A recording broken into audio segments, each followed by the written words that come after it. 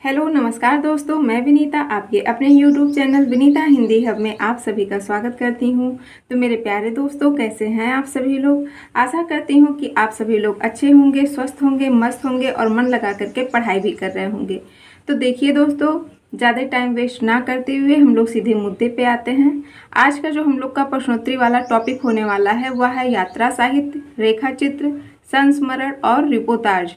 ठीक है, तो आज इन सब पर आधारित जितनी भी प्रश्नोत्तरी है विगत वर्षों में पूछी गई, तो आज उनकी चर्चा होगी। तो सबसे पहले हम लोग देखते हैं यात्रा साहित्य से संबंधित जितनी प्रश्नोत्तरी है तो उस पर चर्चा होगी। तो चलिए देखते हैं। आज का पहला सवाल है, ब्रेख्त और एक उदास नगर शीर्षक अध्याय पुस्तक में है तो किस पुस्तक में है। चीड़ों पर चांदनी। देखिए, चीड़ों पर चांदनी जो है वह आपकी निर्मल वर्मा की कृति है। ठीक है, 1964 में प्रकाशित हुई थी। सरयू पार की यात्रा रचना है तो भारतेंदु हरिश्चंद्र की है। देखिए, जो भारतेंदु हरिश्चंद्र की ये रचना है सरयू पार की यात्रा, वह लगभग 1871 के आसपास प्रकाशित हुई थी। ठीक है, महत्वपूर्ण है, याद रखिएगा। अगला सवाल है, राहुल सांकृत्यायन कृत घुमक्कड़ शास्त्र लिखा गया है तो यात्रा वृत्तांत विधा में। देखिए, जो इन्होंने घुमक्कड़ शास्त्र लिखा है, किसने, राहुल सांकृत्यायन ने, तो वह 1948 ईस्वी में लिखा था इन्होंने। अगला सवाल है, हिंदी के वह रचनाकार जिसने व्यंग को विधा का दर्जा दिलवाया। ध्यान से देखिएगा इस सवाल को कि हिंदी के वह रचनाकार जिसने व्यंग को विधा का दर्जा दिलवाया, तो किसने दिलवाया था, हरिशंकर परसाई ने दिलवाया था। ठीक है, किसने दिलवाया, हरिशंकर परसाई ने व्यंग को विधा का दर्जा दिलवाया था। ठीक है, और देखिए जो हरिशंकर परसाई हैं उनके साथ साथ व्यंग विधा को दर्जा दिलवाने में एक और मतलब रचनाकार का नाम आता है, उनका नाम है श्रीलाल शुक्ल। ठीक है, तो वो भी महत्वपूर्ण है, लेकिन जो सबसे पहला नाम आता है हरिशंकर परसाई की आती है। अब हरिशंकर परसाई कौन है, तो हरिशंकर परसाई वही हैं जिन्होंने पगडंडियों का जमाना, सदाचार का तावीज, विकलांग श्रद्धा का दौर और प्रेमचंद के फटे जूते मतलब इत्यादि प्रकार के व्यंग्यात्मक रचनाएं हिंदी साहित्य को दी है। ठीक है, तो महत्वपूर्ण है, याद रखिएगा। हरिशंकर परसाई की जो यात्रा वृत्तांत हैं वो सब, और मतलब बहुत ही, और इनके व्यंग्यात्मक जो रचनाएं हैं वो भी बहुत ही महत्वपूर्ण है। फिर अगला सवाल है, मेरी तिब्बत यात्रा की भाषा शैली की विशेषताएं हैं तो क्या है। संस्कृत निष्ठ, तर्कपूर्ण और युग विशेष का आभास देने वाली है। मेरी तिब्बत यात्रा किसकी रचना है, तो राहुल सांकृत्यायन की रचना है। 1937 ईस्वी में प्रकाशित हुई थी। यह उन्होंने तब लिखा था जब उन्होंने तिब्बत की यात्रा की थी। ठीक है, तो वही उसी में मतलब तिब्बत की यात्रा में उन्होंने मतलब जो अनुभव किया था, जो देखा था वहाँ पर, तो उसी सब का वर्णन उन्होंने इसमें किया है। तो इस मतलब मेरी तिब्बत यात्रा जो उन्होंने लिखी है उसकी भाषा शैली कैसी है, तो संस्कृत निष्ठ, तर्कपूर्ण और युग विशेष का आभास देने वाली है। अगला सवाल है, यात्रा साहित्य से संबंधित राहुल सांकृत्यायन की पुस्तकें हैं तो कौन कौन सी है। मेरी लद्दाख यात्रा और तिब्बत में 1.25 वर्ष। देखिए, जो राहुल सांकृत्यायन की पुस्तक है, यात्रा साहित्य से संबंधित पुस्तक है मेरी लद्दाख यात्रा, तो वह 1916 ईस्वी में प्रकाशित हुई थी। और तिब्बत में 1.25 वर्ष, तो वह 1939 ईस्वी में प्रकाशित हुई थी। महत्वपूर्ण है, याद रखिएगा। और यात्रा साहित्य से संबंधित राहुल सांकृत्यायन की जो रचनाएं हैं वह बहुत ज़्यादा एग्जाम में पूछे जाते हैं, उसका प्रमाण आपके सामने ही, ये सब एग्जाम में पूछे जा चुके सवाल हैं। ठीक है, तो याद रखिएगा, राहुल सांकृत्यायन की रचना है मेरी लद्दाख यात्रा और तिब्बत में 1.25 वर्ष। अगला सवाल है, खुली आंखों का सपना यात्रा वृत्त के लेखक हैं तो मरुधर मृदुल है। खुली आंखों का सपना किसकी रचना है, मरुधर मृदुल की। यह आपके यूपी टीजीटी 2021 में पूछा गया सवाल है, बहुत ही महत्वपूर्ण है, याद रखिएगा। मरुधर मृदुल की रचना है, मतलब यात्रा वृत्त है खुली आंखों का सपना। अरे यायावर याद रहेगा, अरे यायावर रहेगा याद में सम्मिलित है तो माजुली और बहता पानी निर्मला। देखिए, ये जो रचना है अरे यायावर रहेगा याद, तो यह आपकी अज्ञे की रचना है जो कि 1943 में प्रकाशित हुई थी। ठीक है, और इसमें क्या सम्मिलित है, माजुली और बहता पानी। अब देखिए ये क्या है, जो माजुली है, तो माजुली एक द्वीप है। ठीक है, और कहाँ पर यह है, ब्रह्मपुत्र नदी में यह द्वीप है। ठीक है, याद रखिएगा इस बात को। और बहता पानी निर्मला का क्या यहाँ से है, तो एक मतलब बहता पानी निर्मला यहाँ पर जो अज्ञेय जी बताते हैं उन मतलब एक विशेष स्थान या घटना का मतलब उल्लेख किया है उन्होंने कि जो जो माजुली द्वीप और उसकी यात्रा के दौरान अज्ञे जी ने महसूस किया था। ठीक है, तो वही है बहता पानी निर्मला। फिर अगला है नेताजी कहिन के रचनाकार हैं।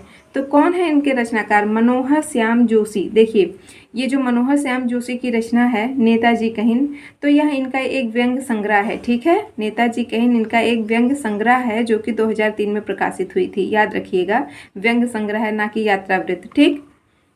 फिर अगला है नंग रचे गांव में भोटिया सरदार द्वारा घी मक्खन मिलाई चाय को उठाकर फेंकने का कारण क्या था? जो भोटिया सरदार थे उन्होंने घी मक्खन मिलाई हुई चाय को उठाकर आखिर क्यों फेंका था? तो क्या है कि लेखक के चोगे के नीचे के दामन का प्याले से छू जाना। जो लेखक हैं उनके चोगे के, यानी कि जो उनका कपड़ा या गमछा बोल दो आप लोग, तो उसके नीचे का जो दामन होता है, मतलब किनारी होता है, वह उनके प्याले को छू जाता है। किसके? भोटिया सरदार के प्याले को, यानी कि जो वो चाय पी रहे थे तो उसमें लेखक के चोगे का दामन छुला जाता है, तो इसीलिए वह घी मक्खन वाली मिलाई चाय को उठा करके फेंक देते हैं। फिर अगला सवाल है राहुल सांकृत्यायन को तिब्बत यात्रा के दौरान तीर्थंकर महावीर की मूर्ति दिखाई दी थी। कहाँ पर? ची दोंग प्रासाद में स्थित देवालय में। कहाँ पर दिखाई दी थी? देखिए राहुल सांकृत्यायन जब तिब्बत की यात्रा कर रहे थे तो वहाँ पर उनको तीर्थंकर महावीर की मूर्ति दिखाई दी थी। ठीक है, और कहाँ दिखाई दी थी? तो ची दोंग प्रासाद में स्थित देवालय में। ठीक है। फिर अगला है टार्च उठाकर देखा, दीवार सिरहाने और दाहिनी बगल दोनों ही लाल चलित बिंदुओं से सुशोभित हो रही थी। क्या है? कहते हैं कि टार्च उठाकर देखा, दीवार सिरहाने और दाहिनी बगल, यानी कि जब मैंने टार्च उठा करके देखा तो सिरहाने के दाहिने बगल दीवार पर क्या थी? दोनों ही बगल में, मतलब दीवार के दाहिने दोनों ही बगल में लाल चलित बिंदुओं से सुशोभित हो रही थी। मतलब कुछ ऐसा था जो लाल लाल मतलब चल रहा था, वो लाल चलित बिंदुओं की तरह क्या हो रही थी? सुशोभित हो रही थी। मेरी तिब्बत यात्रा में लेखक ने लाल चलित बिंदु प्रयुक्त किया है, तो किसके लिए प्रयुक्त किया गया है? खटमल के लिए। अगर खटमल आप लोगों ने देखा होगा तो देखते होंगे दीवार पे वो लोग चलते हैं तो ऐसा लगता है कोई लाल बिंदु है। ठीक है, थोड़े थोड़े से रेड कलर के होते हैं खटमल। ठीक, तो वही इसमें मतलब इसका वर्णन किया गया है खटमल के लिए। ठीक है, मेरी तिब्बत यात्रा में लेखक ये चीज़ कहते हैं। ठीक, मेरी तिब्बत यात्रा किसकी है? तो राहुल सांकृत्यायन की है। अगला सवाल है किन्नर देश में किस विधा की रचना है? तो यात्रा वृतांत है। यह भी आपके यूपी पीजीटी 2021 में पूछा गया सवाल है। किन्नर देश में किस विधा की रचना है? तो यात्रा वृतांत है। देखिए यहाँ पर बहुत बच्चे तो आधा कंफ्यूज हो जाते होंगे। किन्नर देश में, किन्नर यहाँ पर मतलब वो लोग जो मतलब हिजड़े या छक्के आप लोग बोल सकते होते हैं, तो उससे हाथ ले लेते हैं कि किन्नर देश में। ठीक है, तो कंफ्यूज मत होइएगा। किन्नर एक जगह का नाम है, किन्नर एक देश है जिसको किन्नौर बोला जाता है। ठीक है, तो किन्नर देश में किसकी विधा है, मतलब किसने लिखा है? तो राहुल सांकृत्यायन ने लिखा है। 1948 ईस्वी में यह प्रकाशित हुआ था। बहुत ही महत्वपूर्ण यह उनकी यात्रा वृत्तांत रचना है। ठीक है, याद रखिएगा किन्नर देश में। तो देखिए मतलब ये जो राहुल सांकृत्यायन ने लिखा है तो इसमें उन्होंने किन्नौर की यात्रा का वर्णन किया है जब वो किन्नौर गए थे। और ये किन्नौर कहाँ पर है? तो हिमाचल का एक बहुत ही सुंदर भाग है जो कि तिब्बत की सीमा से लगा हुआ है। ठीक है, महत्वपूर्ण है, याद रखिएगा। अगला सवाल है कन्हैया लाल मिश्र द्वारा रचित यात्रा वृत्तांत है। तो हमारी जापान यात्रा, देखिए जो इन्होंने कन्हैया लाल मिश्र ने लिखी थी हमारी जापान यात्रा, उसका प्रकाशन वर्ष है 1935 ईस्वी। ठीक है, एक बूंद सहसा उछली यात्रा वृत्त के लेखक है तो सच्चिदानंद हीरानंद वात्स्यायन अज्ञे। देखिए एक बूंद सहसा उछली अज्ञे जी की रचना है जो कि 1960 में प्रकाशित हुई थी। ये बहुत ही इम्पॉर्टेंट रचना है। यह कई प्रकार से कई क्वेश्चनों में मतलब कई पेपरों में ये सवाल आ चुके हैं। ठीक है, आपके नेट में KBS NBS TGT में PGT में इन सब में ये सब पूछा जा चुका है ये क्वेश्चन। ठीक, एक बूंद सहसा उछली। फिर अगला सवाल है राहुल सांकृत्यायन द्वारा लिखित यात्रा वृत्तांत है। तो यात्रा के पन्ने, देखिए जो राहुल सांकृत्यायन है उन्होंने जब ये यात्रा वृत्तांत लिखा यात्रा के पन्ने, तो कब लिखा था? 1952 ईस्वी में। ठीक है, 1952 ईस्वी में इसका प्रकाशन वर्ष है। यह भी कोई देश है महाराज, यह रचना किसकी है? मतलब यह रचना है तो यात्रा साहित्य विधा की। देखिए ये जो रचना है यह भी कोई देश है महाराज, यह एक प्रकार का यात्रा साहित्य विधा की रचना है और इसको लिखा किसने है तो अनिल यादव ने लिखा है। ठीक है, 2018 में प्रकाशित हुई थी। याद रखिएगा, यह भी कोई देश है महाराज, अनिल यादव की ये रचना है। अगला सवाल है, दूर से दबी दबी सी सुनाई देने वाली गड़गड़ाहट पास जाने पर कर्णभेदी घोष में बदल गई। यहाँ का तांडव देखते ही बनता है। चट्टानों पर मानो हजारों मूसल बरस रहे हैं। उपर्युक्त पंक्तियाँ उद्धृत है तो सौंदर्य की नदी नर्मदा कृति से। देखिए, जो सौंदर्य की नदी नर्मदा है वह अमृतलाल बेगड़ की रचना है, जो कि एक गुजराती साहित्यकार हैं। तो ठीक है, वो क्या कहते हैं कि दूर से दबी दबी सी सुनाई देने वाली गड़गड़ाहट पास जाने पर कर्णभेदी घोष में बदल गई। यानी कि दूर से जो गड़गड़ाहट की आवाज़ सुनाई दे रही थी, जब उसके नज़दीक मतलब जाया गया तो क्या हुआ, वह कर्णभेदी, कर्णभेदी का मतलब होता है कानों को चुभने वाली आवाज़ में बदल गई। यहाँ का तांडव देखते ही बनता है, मतलब वहाँ का जो तांडव था, तांडव क्या है, भगवान शिव का एक नृत्य है। ठीक है, तो वहाँ का तांडव देखते ही बनता है। चट्टानों पर मानो हजारों मूसल बरस रहे हैं, मतलब वहाँ पर जो जल गिर रहे थे वो इस तरह से जैसे लग रहा था कि चट्टानों पर हजारों मूसल होता है, या तो लकड़ी का होता है या तो फिर लोहे का बना हुआ एक मतलब होता है, तो उसी को मूसल बोला जाता है। ठीक है, तो देखिए ये जो पंक्तियाँ दी गई हैं तो सौंदर्य की नदी नर्मदा से, जो कि अमृतलाल बेगड़ की रचना है, जो एक गुजराती साहित्यकार हैं। तो इन पंक्तियों के माध्यम से लेखक ने जो आपकी नर्मदा नदी है, तो नर्मदा नदी के जो प्राकृतिक सौंदर्य और उसकी तीव्र गति और उस स्थान के ध्वन्यात्मक एवं दृश्य प्रभावों को बहुत ही प्रभावपूर्ण शैली से वर्णित किया है। ठीक है, और ये जो दृश्य है तो पाठक के मन में उस नदी के प्रति, यानी कि नर्मदा नदी के प्रति विस्मय के साथ साथ श्रद्धा, मतलब विस्मय और श्रद्धा दोनों ही क्या करती है, उत्पन्न करती है। फिर अगला सवाल है, सौंदर्य की नदी नर्मदा यात्रा वृत्तांत का अंतिम पड़ाव क्या है तो कोली याद में भरूच। ठीक है, यात्रा वृत्तांत के लेखक एवं यायावर के रूप में जिनकी प्रसिद्धि है वे हैं राहुल सांकृत्यायन। अगला सवाल है, राहुल सांकृत्यायन द्वारा लिखित तिब्बत की सीमा पर किस विधा की रचना है तो यात्रा वृत्त है।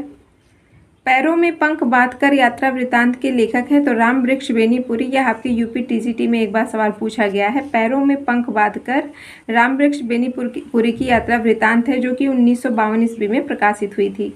ठेले पर हिमालय के संदर्भ में कथन है तो क्या है, इसमें धर्मवीर भारती ने कसौनी क्षेत्र की सुंदरता का वर्णन किया है। ठेले पर हिमालय, तो जो ये धर्मवीर भारती की रचना है ठेले पर हिमालय 1955 ईस्वी में प्रकाशित हुई थी। बहुत ही महत्वपूर्ण यह रचना है। ठीक है, याद रखिएगा। पीयूष प्रवाह में संकलित यात्रा वृत्तांत के आधार पर बताइए कि एलिफेंटा गुफाएं मुख्यतः संबद्ध है तो किससे संबद्ध है, शैव मत से, यानी कि शिव मत से। ठीक है, शैव मत का मतलब हो गया शिव मत से। हिंदी यात्रा साहित्य का जनक कहा जाता है तो राहुल सांकृत्यायन को कहा जाता है। निर्मल वर्मा कृत चीड़ों पर चांदनी एक क्या है, यात्रा वृत्तांत है।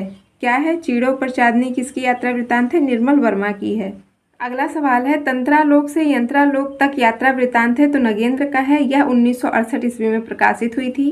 हिमांशु जोशी के यात्रा वृत्तांत का शीर्षक है सूरज चमके आधी रात। देश विदेश यात्रा वर्णन का लेखक है तो रामधारी सिंह दिनकर हैं। यादें यूरोप की रचनाकार की यात्रा रचना है तो किसकी है, धर्मवीर भारती की। देखिए ये जो रचना है धर्मवीर भारती की यादें यूरोप की, तो यह 1955 ईस्वी में प्रकाशित हुई थी। यात्रिक शीर्षक यात्रा वृत्त की लेखिका हैं तो शिवानी हैं। अरे यायावर याद रहेगा कि रचनाकार हैं कौन है, अज्ञे जी हैं। यह आपके यूपी टीजीटी में एक बार सवाल पूछा गया था और डीएसएसपी टीजीटी में। ठीक है, तो क्या है, अरे यायावर याद रहेगा, यह किसकी रचना है तो अज्ञे की रचना है। अगला सवाल है, मोहन राकेश द्वारा लिखित आखिरी चट्टान रचना है तो यात्रा वृत्तांत विधा की रचना है। मोहन राकेश ने आखिरी चट्टान जो लिखा है वह 1953 ईस्वी में प्रकाशित हुई थी। लंका यात्रा का विवरण 1916 ईस्वी में प्रकाशित हुई थी और किसकी रचना है, गोपाल राम गहमरी की। विष्णु प्रभाकर लिखित यात्रा वृत्त है तो ज्योति पुंज हिमालय है। पड़ोस की खुशबू यात्रा वृत्त के लेखक कौन है, राम दरस मिश्र हैं। भारतेंदु के यात्रा वृत्त संबंधी रचना लिखी तो सरयू पार की यात्रा। देखिए यह भी आपके यूपी टीजीटी 2013 में पूछा गया सवाल है। सरयू पार की यात्रा 1871 के आसपास इसका प्रकाशन वर्ष है। ठीक है। घुमक्कड़ शास्त्र यात्रा वृत्त के लेखक कौन है? तो राहुल सांकृत्यायन है।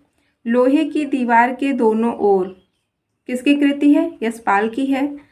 अथातो घुमक्कड़ जिज्ञासा किस विधा से संबंधित रचना है? तो यात्रा वृत्तांत से है। अथातो घुमक्कड़ जिज्ञासा राहुल सांकृत्यायन की रचना है।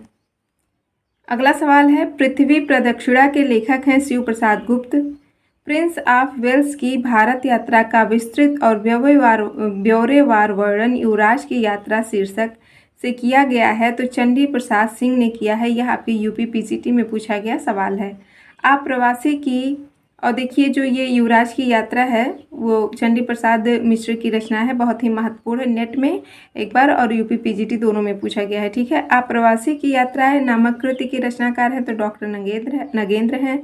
यात्री मित्र यात्रा वृत्तांत के लेखक हैं सत्यदेव परिव्राजक। ठीक है। तो ये सब जितनी भी अभी तक प्रश्नोत्तरी चल रही थी वह आपके यात्रा वृत्त पर आधारित थी। अब हम लोग देखेंगे रेखा चित्र से संबंधित जो प्रश्नोत्तरी विगत वर्षों में पूछी गई थी तो उसको देखते हैं। पहला सवाल है, महादेवी वर्मा कृत मेरा परिवार रेखा चित्र का प्रकाशन वर्ष है तो 1972 ईस्वी। महादेवी वर्मा के द्वारा लिखा गया है मेरा चित्र, यह एक रेखा चित्र है। और कब लिखा गया, कब प्रकाशित हुआ? 1972 ईस्वी में। बोलती प्रतिमा रेखा चित्र के रचनाकार हैं श्री राम शर्मा। देखिए जो बोलती प्रतिमा है वह 1937 ईस्वी में प्रकाशित हुई थी और ये जो इनका रेखा चित्र है वह इनका पहला संग्रह था। ठीक है। मतलब रेखा चित्रों का इनका पहला संग्रह है जिसमें इन्होंने निम्न वर्ग के पात्रों का सजीव चित्रण किया है। किसने? श्री राम वर्मा ने अपनी बोलती प्रतिमा में। ठीक है। महादेवी वर्मा कृत नीलकंठ की विधा है तो रेखा चित्र है। देखिए महादेवी वर्मा ने जो रेखा चित्र लिखा है नीलकंठ नाम से वह 1952 ईस्वी में प्रकाशित हुई थी। 10 तस्वीरें विधा की रचना है तो रेखा चित्र है और 10 तस्वीरें महादेवी वर्मा की रचना है, 1946 ईस्वी में प्रकाशित हुई थी। महत्वपूर्ण है, याद रखिएगा।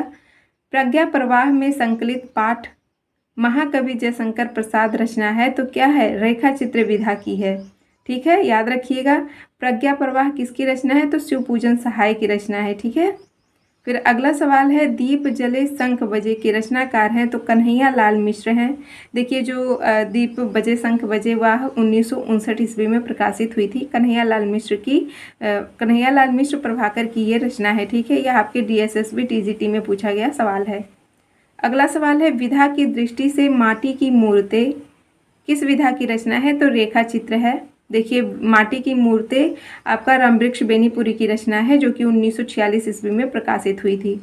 अगला सवाल है, महादेवी वर्मा की गौरा गाय किस विधा की रचना है? तो रेखा चित्र है। देखिए जो महादेवी ने गौरा गाय लिखा है वह 1948 ईस्वी में प्रकाशित हुई थी। यह आपके यूपी पीजीटी 2016 में पूछा गया सवाल है। फिर अगला सवाल है, गेहूं और गुलाब की रचना विधा है तो क्या है? रेखा चित्र है। गेहूं और गुलाब की रचना विधा है तो रेखा चित्र है। और गेहूं और गुलाब किसकी रचना है? रामवृक्ष बेनीपुरी की है जो कि 1950 ईस्वी में प्रकाशित हुई थी। यह आपके यूपी टीजीटी में पूछा गया सवाल है, महत्वपूर्ण है, याद रखिएगा। अगला सवाल है, बनारसी दास चतुर्वेदी के रेखा चित्र हैं तो रेखा चित्र और सेतुबंध, यह आपके यूपी टीजीटी में पूछा गया सवाल है। देखिए जो बनारसी दास चतुर्वेदी ने रेखा चित्र लिखा है तो वह आपका 1943 ईस्वी में प्रकाशित हुआ था और सेतुबंध जो है उनका 1954 ईस्वी में प्रकाशित हुआ था। महत्वपूर्ण है, याद रखिएगा। रेखा चित्र इनकी एक मतलब रचना है। ठीक है। रेखा चित्र में लिखा है, रेखा चित्र नाम से ही उनकी रचना है जो कि 1943 में प्रकाशित हुई थी। अगला सवाल है, हिंदी में रेखा चित्र के प्रथम रचयिता पंडित पद्म सिंह शर्मा की रचना का नाम क्या है? तो पद्म पराग है। देखिए जो पंडित पद्म सिंह शर्मा है उनकी रचना है पद्म पराग जो कि 1929 ईस्वी में प्रकाशित हुई थी। तो इसे हिंदी रेखा चित्र का प्रथम रचना मानी जाती है और प्रथम रचयिता माने जाते हैं पंडित पद्म सिंह शर्मा। ठीक है। अगला सवाल है, श्री राम शर्मा की बोलती प्रतिमा रचना की विधा है तो रेखा चित्र है। लाल तारा के रचनाकार है रामवृक्ष बेनीपुरी। देखिए जो लाल तारा है वह 1938 में प्रकाशित हुई थी और इसके अंतर्गत 16 रेखा चित्र शामिल हैं। मतलब लाल तारा जो इनकी रेखा चित्र है उसके अंतर्गत 16 और रेखा चित्र शामिल हैं। ठीक है।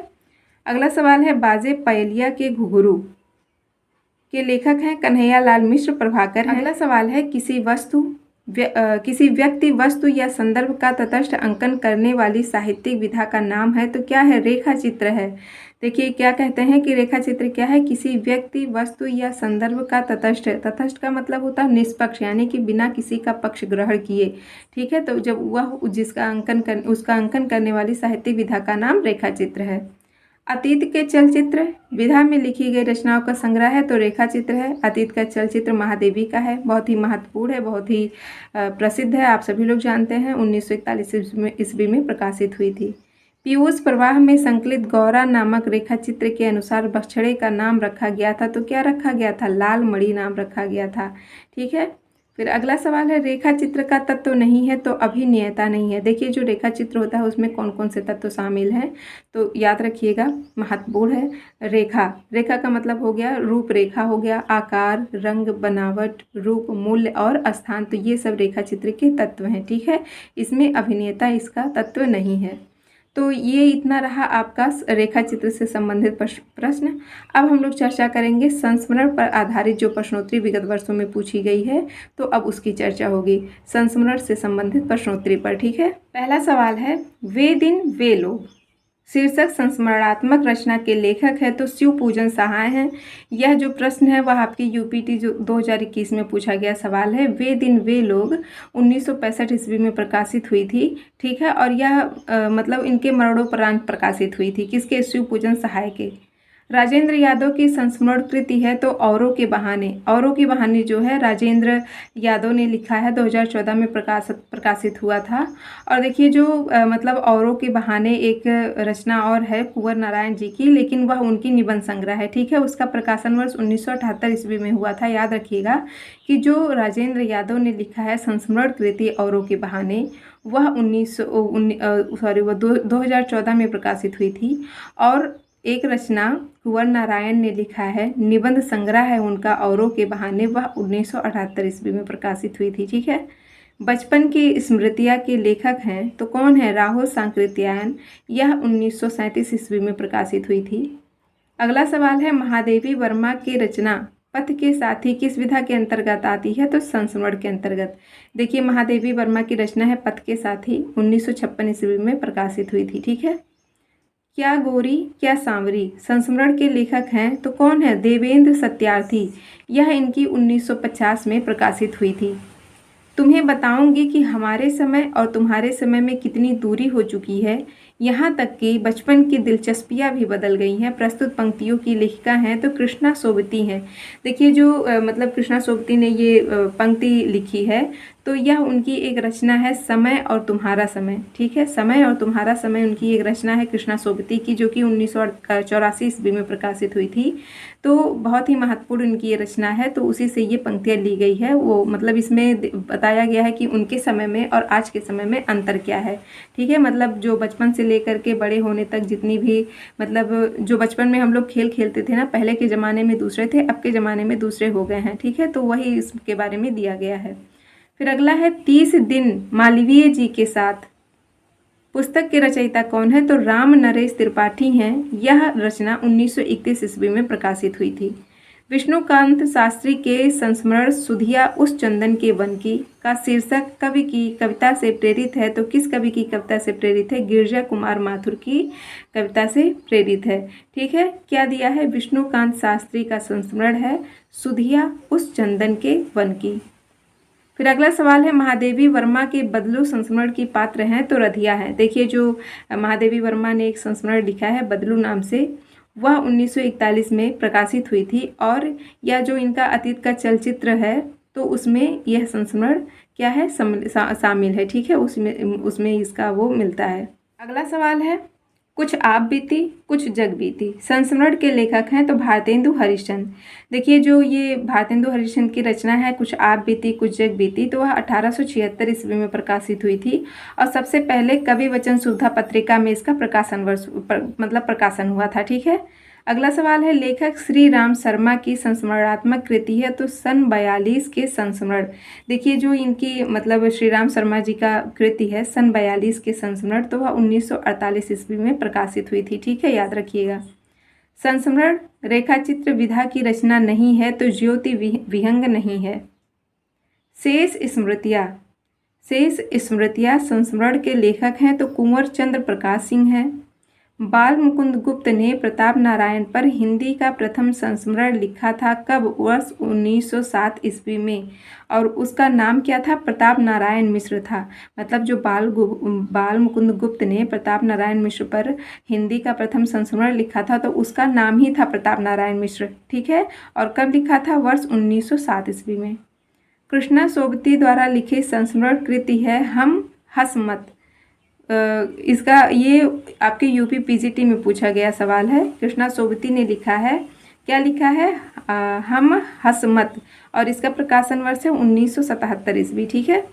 अमिट रेखाएं के संस्मरण रेखा चित्रकार है तो सत्यवती मल्लिक हैं, ठीक। और देखिए जो सत्यवती मल्लिक मतलब इन्होंने लिखा है अमिट रेखाएं 1955 ईस्वी में प्रकाशित हुई थी, ठीक है। और देखिए जो ये मतलब संस्मरण है तो वह मतलब यह संस्मरण हिंदी साहित्य में रेखा चित्र के रूप में भी देखा जाता है, ठीक है। फिर अगला सवाल है जंगल के जीव कृति के लेखक हैं तो श्री राम शर्मा हैं, जो कि 1949 ईस्वी में प्रकाशित हुई थी। क्या? जंगल के जीव किसकी रचना है? श्री राम शर्मा की है, और प्रकाशन वर्ष कब है इसका? 1949 ईस्वी। फिर अगला सवाल है प्रकाशन वर्ष के अनुसार निम्नलिखित संस्मरण कृतियों का सही अनुक्रम है तो स्मृतिकरण, हम हसमत, लीक आलीक, वन तुलसी की गंध। यह आपके नेट में पूछा गया सवाल है। देखिए जो स्मृतिकरण है वह सेठ गोविंद दास जी की रचना है, 1959 ईस्वी में प्रकाशित हुई थी। हम हसमत अभी ऊपर भी मैंने बताया कि कृष्णा सोबती की रचना है, 1977 ईस्वी में प्रकाशित हुई थी। लीक आलीक है भारत भूषण अग्रवाल की रचना है, 1980 ईस्वी में प्रकाशित हुई थी। वन तुलसी की गंध यह 1984 ईस्वी में प्रकाशित हुई थी, ठीक है। बहुत ही महत्वपूर्ण ये सब रचनाएं हैं, आप लोग याद रखिएगा, नेट में पूछा गया सवाल है ये। वह संस्मरणात्मक ग्रंथ जो कृष्णा सोबती द्वारा रचित है तो हम हसमत है। तो देखिए 2-3 बार ये प्रश्न आ चुके हैं, ठीक है, अलग अलग मतलब एग्जाम में, यह आपके नेट में भी पूछा गया है। फिर अगला सवाल है अमृतलाल नागर द्वारा रचित यशपाल बड़ा ठोस आदमी है किस विधा की रचना है? तो संस्मरण है। देखिए जो अमृतलाल नागर हैं उन्होंने क्या लिखा है? यशपाल बड़ा ठोस आदमी है, यह 1972 ईस्वी में प्रकाशित हुई थी। अगला सवाल है आचार्य हजारी प्रसाद द्विवेदी को केंद्र में रख कर लिखी गई पुस्तक व्योमकेश दरवेश के लेखक हैं तो विश्वनाथ त्रिपाठी हैं। व्योमकेश दरवेश मतलब ये जो विश्वनाथ त्रिपाठी की रचना है वह एक प्रकार की जीवनी है, ठीक है। देखिए व्योमकेश दरवेश में इन्होंने हजारी प्रसाद द्विवेदी का मतलब जीवनी लिखा है, ठीक, महत्वपूर्ण है, याद रखिएगा। फिर अगला सवाल है सभा की सभ्यता शीर्षक संस्मरण के लेखक हैं तो महावीर प्रसाद द्विवेदी हैं। क्या है? सभा की सभ्यता, या देखिए महावीर प्रसाद द्विवेदी की रचना है और 1907 ईस्वी में प्रकाशित हुई थी। अगला सवाल है भगत सिंह राजगुरु आदि से संबंधित संस्मरण संकलित है तो यश की धरोहर में। देखिए जो ये संस्मरण है यश की धरोहर में उसको मतलब शिव वर्मा, भगवान दास माहौर और सदा शिवराज मलकापुरकर इन तीनों ने मिल करके संकलित किया था, और इसमें भगत सिंह राजगुरु के अलावा आपके चंद्रशेखर आज़ाद, सुखदेव और नारायण दास खरे इन सबसे संबंधित मतलब ये जो संस्मरण है संकलित की है किसमें की गई है? यश की धरोहर में, ठीक है, महत्वपूर्ण है, याद रखिएगा, या डीएसएसबी टीजीटी में पूछा गया सवाल है। संस्मरण साहित्य में महादेवी वर्मा कृत संस्मरण नहीं है तो यामा। देखिए जो महादेवी वर्मा की रचना है यामा तो वह उनका एक कविता संग्रह है, ठीक है, यह इनका संस्मरण नहीं है, यह इनका एक कविता संग्रह है। अगला सवाल है राम वृक्ष बेनीपुरीकृत माटी की मूर्ति किस विधा की रचना है? तो संस्मरण है। प्रज्ञा प्रवाह में संकलित निराला भाई नामक संस्मरण के अनुसार निराला जी को अपरा पर पुरस्कार मिला था तो कितना मिला था? 2100 रुपये मिला था इनको पुरस्कार, ठीक है। फिर अगला सवाल है वह विधा जिसमें तथ्य अत्यावश्यक नहीं होते हैं तो संस्मरण में नहीं होते हैं। अगला सवाल है याद हो कि ना याद हो संस्मरण कृति के लेखक कौन है? तो काशीनाथ सिंह हैं। महादेवी वर्मा की वह कृति जिसमें जीव जंतुओं और पशु पक्षियों से संबंधित संस्मरण है, तो वह उसका नाम क्या है? मेरा परिवार। देखिए यह महादेवी वर्मा की रचना है मेरा परिवार, जो कि 1972 ईस्वी में प्रकाशित हुआ था। ठीक है, तो इतनी जो प्रश्नोत्तरी थी वह आपके संस्मरण विधा पर आधारित थी। अब हम लोग देखेंगे रिपोर्टाज पर, मतलब जो रिपोर्टाज विधा है उससे संबंधित जो प्रश्नोत्तरी विगत वर्षों में पूछी गई है, तो अब उस पर हम लोग चर्चा करेंगे। देखिए इसमें पहला सवाल है, कुत्ते की आवाज रपट कृति में संकलित है। किस कृति में संकलित है? ऋण जल, धन जल। तो देखिए जो ऋण जल और धन जल है तो वह फणीश्वर नाथ रेणु की रचना है, 1988 में प्रकाशित हुई थी। देखिए इनकी जो ये रचना है ऋण जल और धन जल, तो इसमें मतलब प्राकृतिक आपदा के प्रभाव पर केंद्रित किया गया है ये रचना। मतलब यह बाढ़ और सूखे जैसी जो प्राकृतिक आपदाएं होती हैं उसके प्रभाव पर केंद्रित है। तो देखिए ये जो कहानी है, तो मतलब जो रिपोर्टाज इन्होंने लिखा है, कृति लिखी है इसकी, तो इसमें जो बिहार में 1966 में सूखा पड़ा था और 1975 में जो बाढ़ आई थी तो उसकी घटना का वर्णन है। ठीक है, याद रखिएगा, क्योंकि ऐसे भी सवाल बन सकते हैं ना कि जब बिहार में 1966 के सूखे और 1975 के बाढ़ की घटना मतलब किस कृति में संकलित है, तो याद रखिएगा ऋण जल धन जल में। और किसकी रचना है? फणीश्वर नाथ रेणु की है, 1988 में यह इसका प्रकाशन वर्ष हुआ था। ठीक है, ऋण जल धन जल। ऋण जल का मतलब, ऋण का मतलब घटना होता है ना, तो जल की कमी, और धन जल का मतलब क्या हो गया? जल की अधिकता, यानी जल की कमी होने पर क्या होता है? सूखा होता है, और जल की अधिकता होने पर क्या होता है? बाढ़ आती है। ठीक है, फिर अगला सवाल है, रिपोर्टाज विधा की रचना है तो लक्ष्मीपुरा है। देखिए जो लक्ष्मीपुरा रचना है रिपोर्टाज विधा की, वह आपके शिवदान सिंह चौहान की रचना है, 1938 में प्रकाशित हुई थी। और ये लक्ष्मीपुरा को ही हिंदी में रिपोर्टाज विधा की पहली रचना मानी जाती है। महत्वपूर्ण है, याद रखिएगा, लक्ष्मीपुरा हिंदी में रिपोर्टाज विधा की पहली रचना मानी जाती है। किसकी रचना है? शिवदान सिंह चौहान की, 1938 में प्रकाशित हुई थी। अगला सवाल है, बंगाल के अकाल पर हिंदी लेखक ने तूफानों के बीच रिपोर्टाज लिखा है, तो किसने लिखा है? रांगे राघव ने। तूफानों के बीच जो इन्होंने रचना लिखी है वह 1946 ईस्वी में प्रकाशित हुई थी। बंगाल का अकाल नामक रिपोर्टाज रचना है तो किसका है? प्रकाश चंद्र गुप्त की रचना है। अगला प्रश्न है, फ्रांसीसी भाषा का शब्द है तो रिपोर्टाज। देखिए कभी कभी पूछ लेता है ना कि रिपोर्टाज किस प्रकार का शब्द है, किस भाषा का, तो याद रखिएगा जो रिपोर्टाज है वह फ्रांसीसी भाषा का शब्द है। नेपाली क्रांति को लेकर रिपोर्टाज लिखा गया है तो फणीश्वर नाथ रेणु ने। देखिए जो फणीश्वर नाथ रेणु ने क्या लिखा है? नेपाली क्रांति को लेकर के रिपोर्टाज लिखा है। फिर अगला सवाल है, हिंदी में रिपोर्टाज लेखन प्रारंभ करने वाले विद्वान हैं तो शिवदान सिंह चौहान है। पहले भी मैंने बताया कि शिवदान चौहान ने क्या लिखा है? लक्ष्मीपुरा 1938 ईस्वी में प्रकाशित हुई थी, तो वह हिंदी में रिपोर्टाज लेखन प्रारंभ करने वाले पहले विद्वान हैं। अगला सवाल है, धर्मवीर भारती के रिपोर्टाजों का संकलन है तो क्या है? युद्ध यात्रा है। देखिए जो युद्ध यात्रा इन्होंने लिखा है धर्मवीर भारती ने, तो वह 1972 ईस्वी में प्रकाशित हुई थी, और इसमें इन्होंने भारत पाक के 1971 का जो युद्ध हुआ था तो उस दौरान लिखा गया है, यह रिपोर्टाज है। ठीक है, जो इन्होंने युद्ध यात्रा लिखी है।